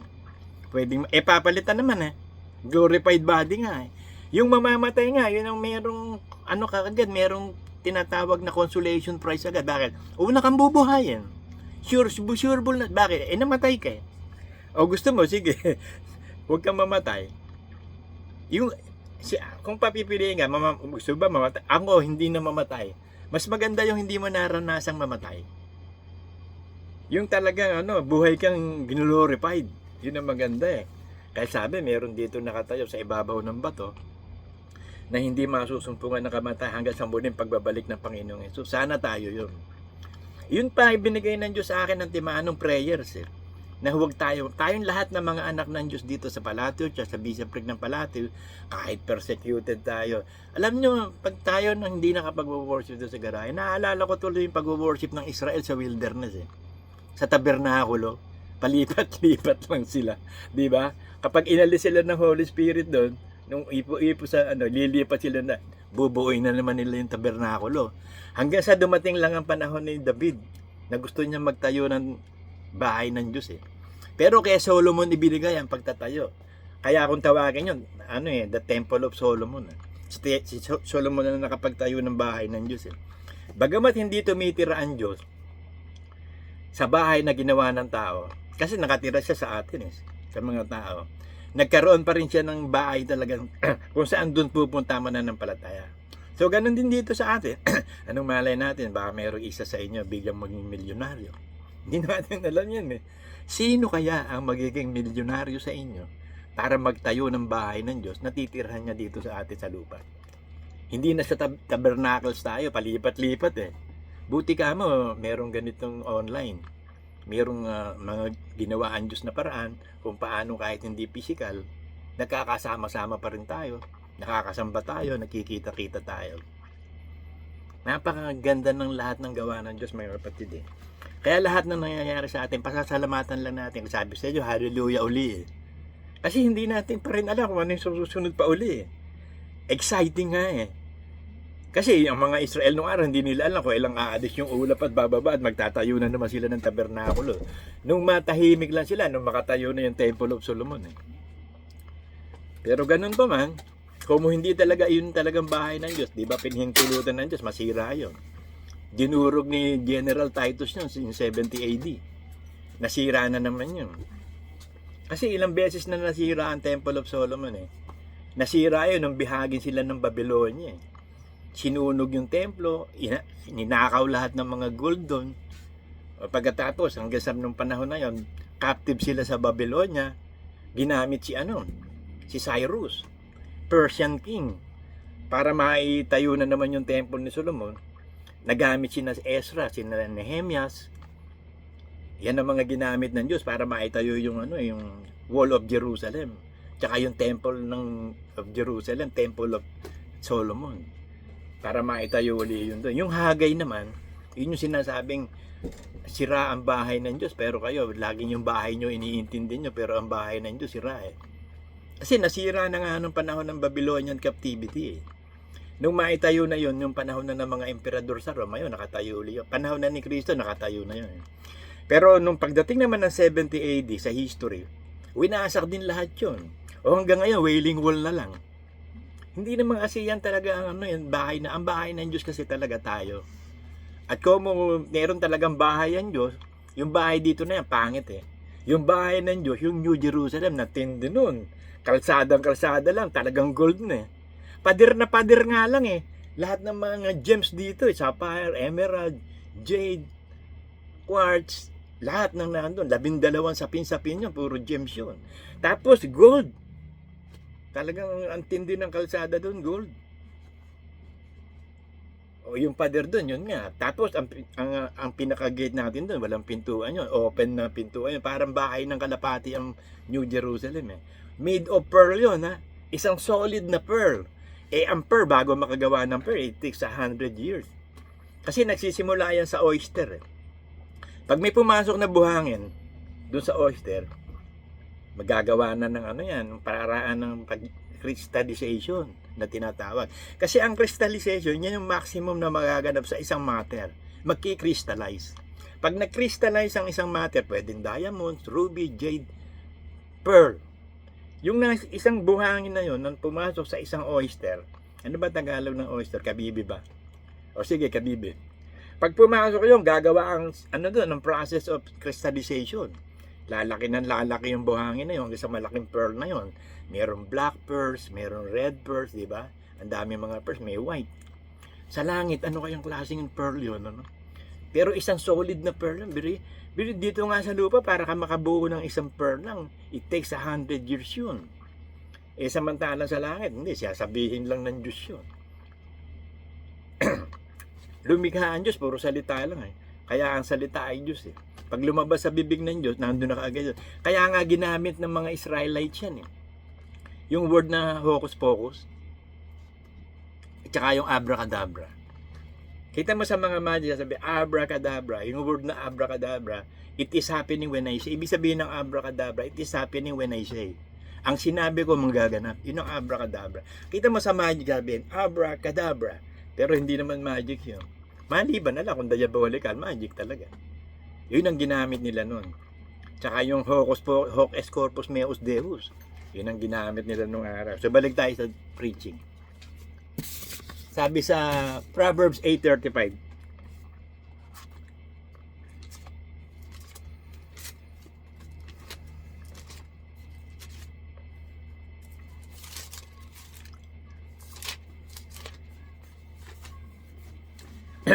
sapagkat sino man makasumpong sa akin ay makakasumpong ng buhay at magtatamo ng lingap ng Panginoon. Makakasumpong ng buhay. Hindi lang basta buhay na masagana, buhay na walang hanggan. Hindi lang buhay na puno ng pagsubok at kapigatian. Buhay na walang hanggan na masusumpungan natin sa Panginoon. Kasi sabi, ang sino mang sumampalataya, ang sino mang makasumpong Ibig sabihin ng sino man kasi wala namang requirements Kahit napakasama mong tao, rapist ka, killer ka, murderer ka, wala sa Diyos yun Ang sa Diyos yung makabuo ng isang bagong pagkatao. Kaya nga hindi niya ni-repair yung katawan, hindi nag-repair ang katawan Lumikha siya ng isang bagong puso, isang bagong pagkatao, isang malinis na konsyensya. Yun ang nilikha ng Diyos sa tao. Hindi niya ni-repair tong katawan na to kasi laman nga Pag ni-repair mo yan, laman niya, uuudin pa rin yan. So ang ginawang solusyon ng Diyos yung glorified body, yung katawan ni Kristo. Sumampol nga Sumampol na ng katawan na ibibigay sa atin kasi siya ang bunga, siya ang panganay ng mga panganay Siya ang una ng lahat ng una. He is the first of all the first, and He is the first and He is the last. Wala nang iba. So yung makakasumpong ng buhay na walang hanggan. So yun ang plano ng Ama talaga. Eternal life, eternal na buhay. Kaya kita mo, kung mo alam din ng Ama na hindi naman nga mangyayari yung unang tao, pero sinasabi pa rin niya, magparami kayo. Kasi ang gusto ng Diyos, multiplication nga. Sinasabi ko sa inyo, addition and multiplication ng Diyos. Walang subtraction o division sa Diyos. Always addition and multiplication. Kita mo, nung matira yung 8 kaluluwa, nung panahon ni Noah, di ba? go and multiply. Si Eva at si Adan din, go and multiply. Sa mga hayop din, sinabi sa mga hayop, magpakarami kayo. Inutusan din ng lahat ng hayop. Ito, magpakarami kayo. Ang tindi, sa dagat, ang walang tatalo sa dagat. Biro sardinas lang hindi mo kayang ubusin. Pero kita nyo, ang purpose ng Diyos sa sardinas, alam nyo kung ano, pagkain ng balyena. Kaya kung pag lumangoy yung sardinas, sama-sama, para hindi mainis yung balyena. Ibigay mo kung hindi magsasama na, ang liit ng mga sardinas. Konti lang makakain ng balyena, laki ng bunganga nun di pag kumain yung kung masama-sama, ang dami rin makakain. Doon mo makikita ang Diyos na napakatalino sa lahat ng bagay. Napakagaling talaga ng Diyos. Napakahusay ng Diyos. Kaya sinasabi ko sa inyo, hallelujah uli Lahat na nagaganap sa buhay natin, may plano ang Diyos lahat dyan Malay nyo, meron ng piliin ng Diyos maging milyonaryo sa inyo. Balato. Pag ginawa kang milyonaryo, alam mo na kung ano gagawin mo. Pagtatayo ka ng Temple of Solomon. Para sa atin, para hindi na tayo napapaalis-alis. Parang kakaba-kaba tayo lagi. Parang si Manuel lagi magtatanong, may worship ba sa Second Sunday? Parang Pinoy yung gusto magtanong, may worship ba tayo? Nagkaroon na doubt sa isip dahil madalas tayong mapalayas Para tayong tabernakulo nga lang Hindi permanente talaga Wandering church in the wilderness Balik tayo mga kapatid. Sabi ng 1 John 2:17.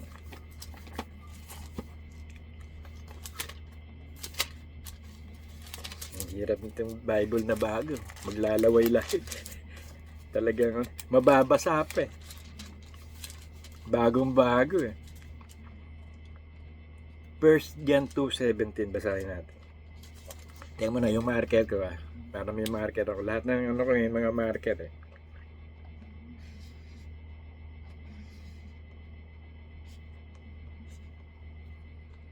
Ito sabi, at ang sanlibutan ay lumilipas, at ang masamang pitan yun, dadapat ang gumagawa ng kalooban ng Diyos, mananahan magpakilanman. So yung mga anak ng Diyos, yun lang naman ang gagawa ng kalooban ng Diyos Yung anak ba ng Diablo, gagawa ng kalooban? Hindi, yung mga anak ng Diyos lang. So ang gumagawa ng kalooban ng Diyos, mga anak ng Diyos, mga banal ng Diyos, ay mananahan magpakilanman, eternal na mananahan doon sa New Jerusalem. Forever and ever. Biruin mo, forever and ever. Limiin mo nga ang forever and ever. And they live happily ever after. Diba? Yun forever and ever. Basa pa ulit tayo ng ibang talata. 1 Peter 5:10. Basahin natin.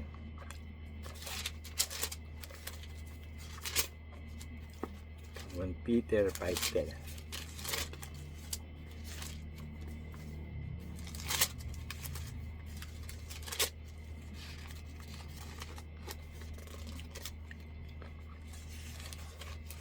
Kada kilos lagyan ulit natin ng marker. 1 Peter 5:10.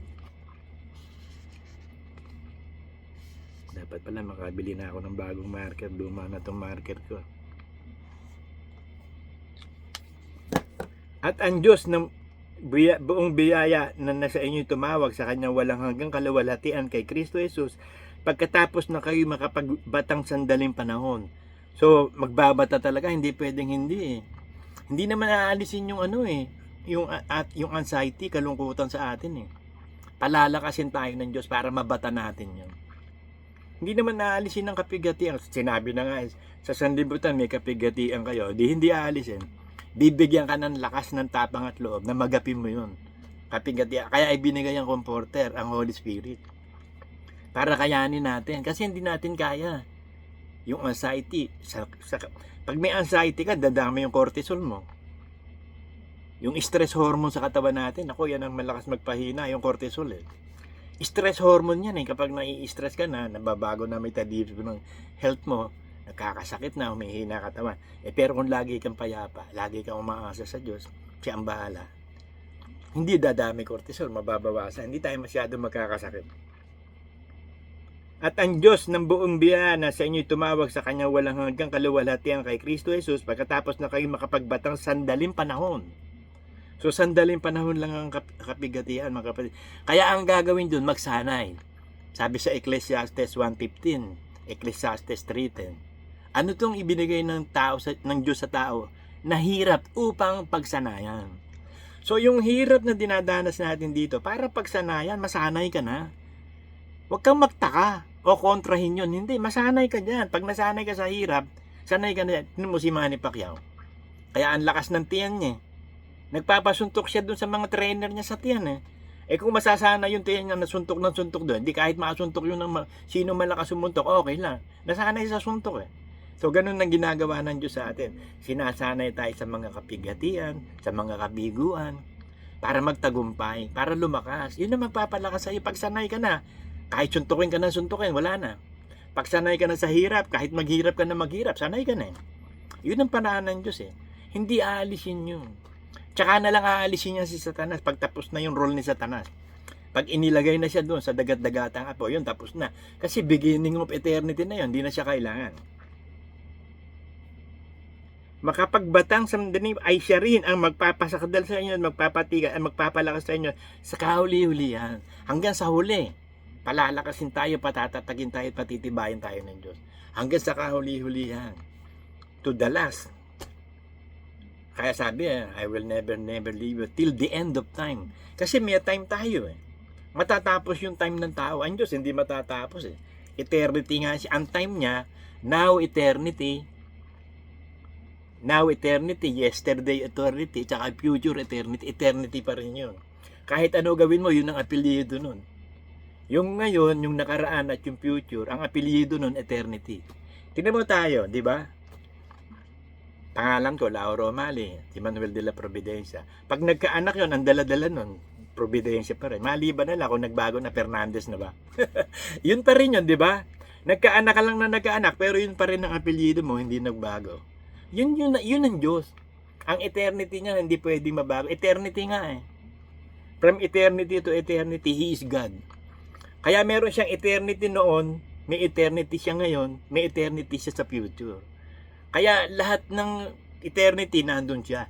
Kaya sa simula pa lang, kilala na tayo. Bakit? Meron siyang yesterday eternity. Meron siyang now eternity. Tsaka future eternity. Alam na niya yung future mo. Kaya kahit bumalik siya dun sa yesterday, alam niya na yun.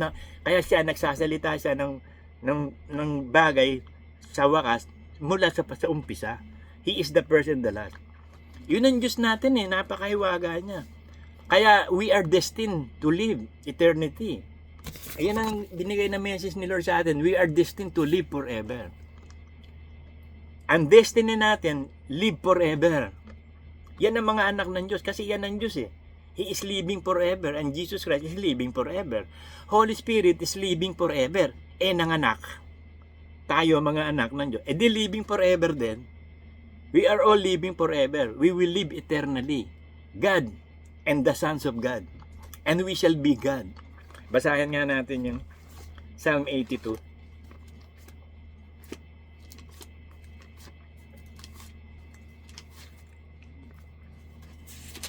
Teka, yung marker ko ha.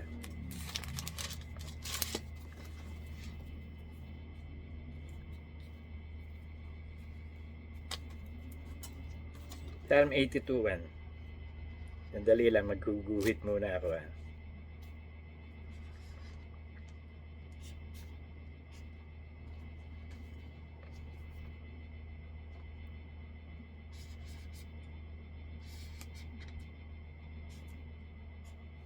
Okay, basahin na natin. Psalm 82:1 tsaka 82:6. Ang Diyos ay tumatayo sa kapisanan ng Diyos. Siya ay humahatol sa gitna ng mga Diyos. Di humahatol ang Diyos sa gitna ng mga Diyos. Sino ba kasama niya doon? Mga anak ng Diyos. Di Diyos din. Kaya sabi niya dito sa 6 naman, aking sinasabi, kayo yung mga Diyos. Kayong lahat ay mga anak ng kataas-taasan. So kapag anak ka ng Diyos, Diyos ka din. Kaya nga kapag ang kalabaw ng anak, di kalabaw din. Alam naman, kambing yun. Diba? Kung ang bayabas na bunga, di bayabas ang bunga. Hindi naman pwede. Kaya sabi ng Diyos I am the vine, you are the branches. Yung dumadaloy na espiritu sa Panginoong Hesus at sa Ama, yun din ang dumadaloy na espiritu sa atin, Holy Spirit. Ang espiritu ng Diyos, Holy Spirit. Ang Espiritong bumuhay kay Kristo, hindi na Espiritu bubuhay sa atin, Holy Spirit. Kaya sa simula pa lang, umpisa pa lang, magkakasama yung tatlo, sa creation pa lang, di ba? Kita mo, at ang Espiritu ay sumasa ibabaw ng kadiliman, at ang Espiritu ay sumasa tubig, kita mo, umpisa pa lang ang creation, nandun na Espiritu. Si Jesus Christ, nandun pa rin, Antimano, na Old Testament pala, in the creation pa lang, magkakasama na silang tatlo. Hanggang sa magkaroon ng Old Testament, panahon ni, nandun na silang tatlo. Hanggang sa panahon ni Jesus Christ, nag-preach siya hanggang sa panahon ngayon. Nandun sila lagi. Kaya nga manana sa atin ng Ama at Anak Espiritu Santo eh. Yun ang Godhead eh. Hindi sila pwede mag-iwahiwalay. Pag kumilos ang isa, kasama lagi dalawa. Kaya nga, and these three are one eh. Tingnan ko nga dito sa Bible na to. Kung meron dito nun, bigay ni mo ulit. 1 John 5:7. Ito yung King James Version Tagalog. Tingnan natin kung tunay na King James Version to. O Haring Santiago lang to na version. Basahin natin yung 1 John 5:7. Ay, hindi ko na ilalagyan ng marker. Wala eh. Mali eh. Mali yung nakalagay. Ito nakalagay sa at ang Espiritu nagpatotoo sapagkat ang Espiritu hindi naman namin kukontrahin yan. Espiritu, katotohanan. Pero bakit nyo inalis? Dito sa Tagalog, ang 1 John 5:7. Sa King James Version yan, sa Old Version, hindi yung New King James Version, may nakasulat yan. And there are three that beareth witnesses in heaven, the Father, the Word, and the Holy Ghost. Meron tatlong nagpatotoo sa langit. Ang Ama, ang Salita, at ang Espiritu Santo. Inalis nila yun. And these three are one. Kasi meron silang tinuturong Trinity. Kasi ang Trinity, pantay-pantay lang hindi eh. Binasa natin kanina sa John 10:20, ang Ama ang pinakadakila sa lahat. Asa ang Trinity doon? Kasi ang Trinity, equal side, parang triangle, di ba? Pyramid eh. Parang triangle yung equal side eh. Ang equal side, yung New Jerusalem, equal talaga yun. Yung height, width, at saka yung nun. Pero ang Diyos, hindi. Ang Ama ang pinakadakila sa lahat. Kaya nga isinugo ng Ama Espiritu Santo, ang susunod si Kristo na. Kaya ibinigay na ng Ama ang lahat ng pamamahala sa langit at sa lupa kay Kristo. Pero pagdating sa kasalanan, ang pinakamatindi kasalanan, magkasala ka na sa Ama, sa Anak. Pero pag nagkasala ka sa Espiritu Santo, wala nang patawaran yon. Sa panahon mang darating ngayon, wala na. Napakatindi ng Holy Spirit. Pag ginawan mo ng kasalanan, wala kang kapatawaran. Basa pa tayo, basa. Basahin naman natin itong John 17:3.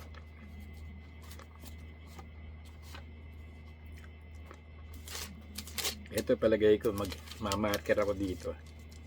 Kasi yung 1 John 5:7, talagang na yun. Tingin ko, wala na talaga dito yun. 17:3. John 17:3.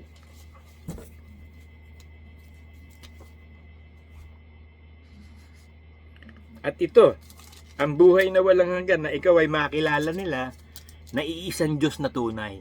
So makikilala daw natin ng Ama, iisang Ama, iisang Diyos na tunay. At siyang iyong isinugo sa makatibagay si Jesucristo, o iisa lang si Jesucristo yung isinugo ng Ama.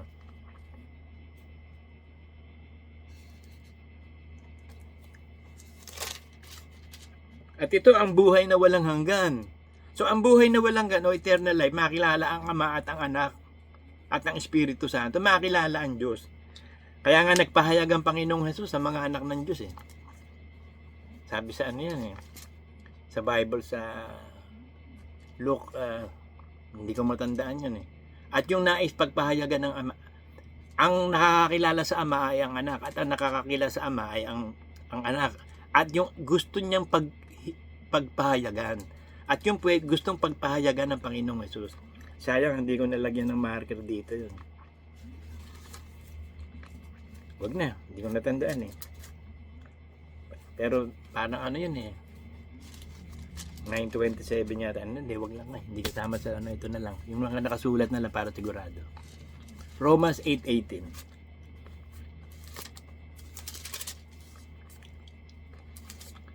Ito, marker natin to.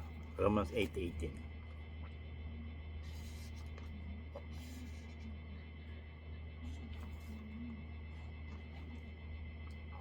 Sapagkat napatunayan ko, sabi si Pablo nagsasalita dito, sapagkat napatunayan ko na ang pagtitiis sa panahong ito hindi karapat-dapat maitumba sa kaluwalhati ang mahahayag sa atin.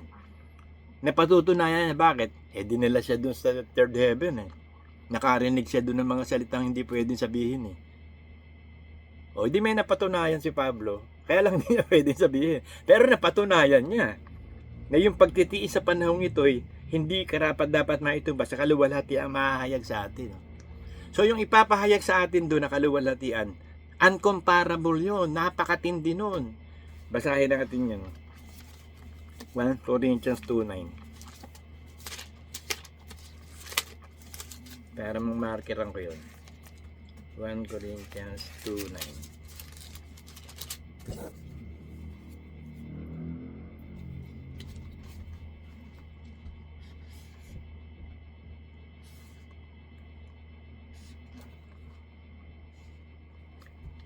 Dadapot gaya ng nasusulat. Kita mo, para sigurado it is written, it must be done. Laging isinusulat. Kaya nga pangalan natin nakasulat sa aklat ng buhay. Para sigurado meron sa kasulat. Meron dokumento talaga na talagang pinirmahan, notaryado. Dadapot gaya ng nasusulat ang bagay na hindi nakita ng mata at hindi narinig ng tainga, ni hindi pumasok sa puso ng tao ano mga bagay na inihanda ng Diyos sa kanila na nag-iisibig sa Kanya. So, full of surprises. Kaya sabi ni Pablo, napatutunayan ko na yung kahirapan nating pagtitiis sa panahon, hindi maitutumbas dun sa kaluwalhati ang darating sa atin. Kaya tiis-tiis lang tayo mga kapatid. Kahit na tabernakulong pag-worship natin, kung saan tayo dinala, okay lang. Malay nyo, meron nang gamitin sa inyo. Pinagpipray ko yan na merong isang maging milyonaryo sa Palate o sa Las Piñas. Nagamitin ng Diyos na para naman medyo hindi na tayo napapalayas. So basa pa tayo. Ito last, Matthew 10:39. Patapos na tayo dito. Huling talata natin. Matthew 10:39.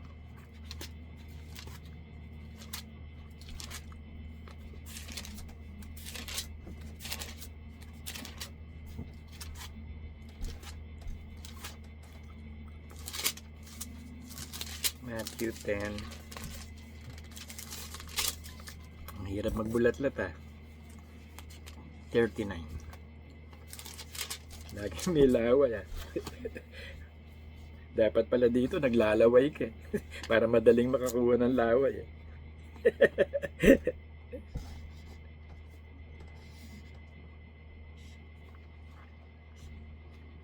Ito. Basahin natin to Huling talata. Ang nakasusumpong ng kanyang buhay, mawawalan nito, at ang mawawalan ng buhay dahil sa akin, magkakasumpong niyon.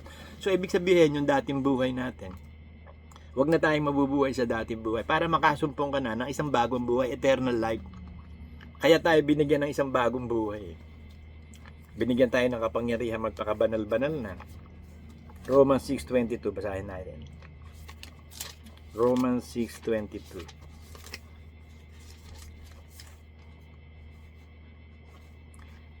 Basahin, i-market ko muna.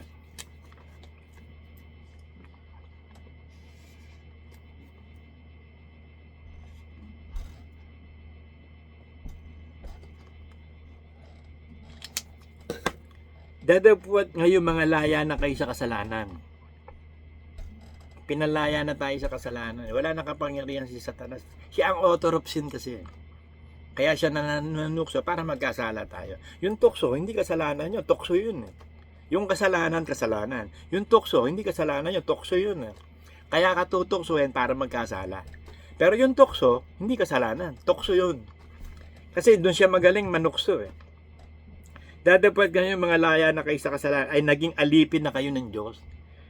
So nung tayo palayain ng Panginoong Yesus, nabili na niya at napatawad na tayo sa kasalanan, alipin na tayo ng Diyos kasi binili Nung araw kasi pag binibili tao alipin. Katulad ni Joseph nung ibenta ni na Judah doon sa naglalakad ng mga merchandisers na Egyptian. Naging alipin si Joseph kaya pagdating sa Egypt alipin siya doon ng paraon Kaya lang may plano nga pala so alam niyo na istorya niyan Sinasabi ko lang dito na kapag alipin ka, binili ka. Binili tayo ng dugo ni Kristo eh. Kaya naging alipin tayo. Pero kung ang Diyos talaga ay puspos ng pag-ibig, hindi niya tayo ibibilang na alipin, kundi kaibigan. Yun ang kagandahan. Ang anak ng Diyos, kaibigan ng Diyos. Katulad ni Abraham. Kaibigan ng Diyos si Abraham. Kaya ang faith ni Abraham matindi. Biri mo, hindi niya alam kung siya sa pupunta. Hindi niya alam kung anong mangyayari. Pero sumunod siya sa Diyos. Ang matindi pa nga nung ipaaalay. Si Isaac sa kanya, napakatindi ng faith ni Abraham. Hindi man lang pumasok sa isip ni Abraham na ito nga yung kaisa-isang bibigay mong anak. Sabi mo, manggagaling dito yung laksa-laksang parang bituin sa langit, buhangin sa... Tapos mamamatay. Walang ganong kaisipan si Abraham eh. Ang kaisipan ni Abraham, ang Diyos ang pumapatay, ang Diyos ang bumubuhay. Nasa Deuteronomy yun. Nakasulat sa Old Testament yan. Mamatay mo si Isaac, bubuhay siya ng Diyos. Kaya okay lang. Okay lang yun. Sunod lang siya by faith. Pero ang tindi, kaya si Abraham ang ama ng ating pananampalataya. Parang kay Brother Man. Ang ama natin sa pananampalataya si Brother Manny. Siya ang binibigyan ng kapahayagan ng Diyos para ituro sa iglesia. Siya ang ama ng ating sa lupa. Dadapwat ngayon laya na kayo sa kasalanan at naging alipin ng Diyos, kayo ay mayroong inyong bunga sa ikababanal. So meron na. Meron ka ng bunga sa ibig sabihin makapagpapakabanal ka na. Kaya mo nang lupigin ang laman. Katulad na sabi ni Pablo sa 1 Corinthians 9:27. Aking sinusupil ang aking katawan. Hinahampas ko ang aking katawan at sinusupil ko ang laman. Baka sakaling sa aking pagtuturo ako ang maitakwil. So dapat supilin. Para masupil mo yan, have the mind of Christ. 1 Peter 4:1. Ito ang kaisipan ni Kristo nasupil niya yung laman. Magkaroon kayo ng ganitong kaisipan na supilin ng laman. Bakit? Pwede na Pwede na tayong magpakabana. Pwede mo nang supilin yung laman kasi nasa laman ang lahat ng kasalanan. So kung nandyan ang lahat ng kasalanan, kikilos yan. Kahit hindi mo utusan, nandyan ang kasalanan Alipin yung laman ng kasalanan. Kung mo kahit nasa laman pa tayo, hindi na tayo alipin. So pwede mo nang supilin. Kasi hindi ka na alipin yan Iniligtas na tayo ni Kristo sa sa pagkaalipin sa laman. So alipin na tayo ng Diyos. Hindi na tayo alipin ng kasalanan o ng laman. Pwede mo na ngayon supilin yan. Babasahin ko mamaya yon yung sa first kay Peter. Tapusin ko muna ito. Ang wakas naman ito ay buhay na walang hanggan. So kaya ginawa ng Diyos yun, sinigurado niya kaligtasan natin. Pinalaya tayo sa kasalanan para masigurado makapagbuhay tayo sa kabanalan. Magagawa natin sundin ang kalooban ng Diyos. Basahin natin ang 1 Peter 4:1. Kung paano malabanan ng laman. Ito yung paraan para malabanan mo yung laman. Kasi ang hirap kalaban ng laman. The flesh is weak nga, the spirit is willing Napakahina ng laman Pero tinan mo si Joseph, kung the Holy Spirit was upon Joseph, nalabanan niya yung si Nefertiti, yung asawa ng Paraon Biruin mo, napakaganda nun, napaka-sexy nun. Tapos maghuhubad sa harap mo.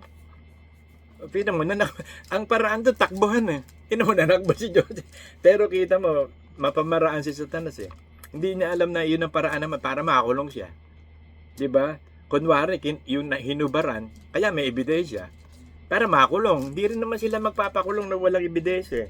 Basahin na natin to, mamarkeran ko lang. 1 Peter 4:1.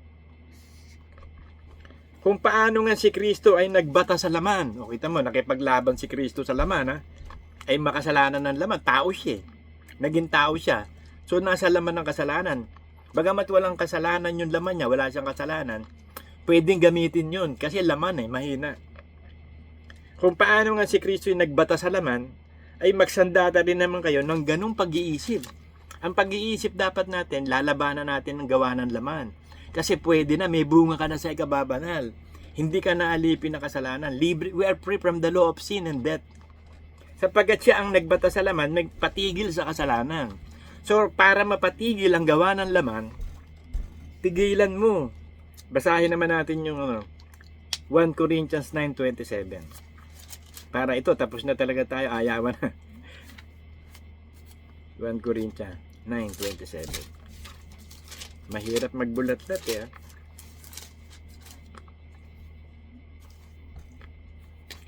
Ito, tapos na tayo dito. I-bless ko na kayo pagkatapos. Ngunit hinahampas ko ang aking katawan. Pag sinabing hinahampas, pinipigilan. Hinahampas. Tinan mo yung aso, pag gusto kong kagatin, hinahampas mo. Dahil pinipigilan mo yung aso kagatin ka. Hinahampas mo, yun ang sabi ni Pablo. Hinahampas ko ang aking katawan, pinipigilan mo. Kasi nandun lahat ng kasalanan. At aking sinusupil. So para masupil mo yan, dapat may power ka para masupil. Binigyan tayo ng power. Hindi na tayo alipin ng kasalanan. So may power ka na ngayon to be holy. Meron ng bunga sa ikababa na. Romans 6:22. Baka sakaling sa anumang paraan, pagkapangaral ko sa iba, ako umatakwin. So sure mo lang gusto ni Pablo, hindi siya sumusuntok sa hangin. Kung ano talaga kalooban ng Diyos, gagawin niya. O yan mga kapatid, natapos na tayo, na-markeran ko na, bibless ko na kayo. Si Kumonte sa lamig ko. Sa araw na ito mga kapatid, pinagpapala ko kayo, binibibiyahan ko kayong lahat. Sumayin nyo ang lahat ng kasaganaan ng buhay. Pagpalain kayo ng Diyos sa Espiritu, sa kaluluwa at katawan. Sumayin nyo ang kaloob ng Espiritu Santo. Ibinabasbas ko sa inyo mga kapatid. Sumayin nyo ang anointing of the Holy Spirit, ang discernment of the Holy Spirit, ang Espiritu ng kapahayagan, ng karunungan, kaalaman at kaunawaan. Sumaatin ang kalakasan ng ating mga katawan, ang immune system natin lumakas, ang lahat ng internal organs natin magpa-action ng nasa order, ng malakas, upang hindi tayo magkasakit ng maluba. Sumain nyo din ang espiritu ng pananalangin, may pananampalataya, upang ano man ang ating hingin sa Diyos na may pananampalataya at pasasalamat na tinanggap na natin. Tinanggap na ibinabasbas ko sa inyo mga kapatid, ang sino mang hirangin ng Diyos na magmimilyonaryo, ang sino man sa inyo, ibinabasbas ko na isa sa inyo magiging milyonaryo upang makapagtayo. At kung kalooban ng Diyos na magmimilyonaryo na makapagtayo ng worship area, so be it. Kaisa ako doon, amen ako doon. Pinagpapala ko kayo sa lahat ng bagay. I bless you all in the mighty name of Jesus Christ. Miranis peren helina kumhanina un hub akia na sa maganoy na sin orono kumotokuda hepita no so dia inay so kunhabida koromo na kiyara koruyos. Amen. O mga kapatid, kung loloobin ng Diyos, see you second Sunday doon kina Manuel. Amen.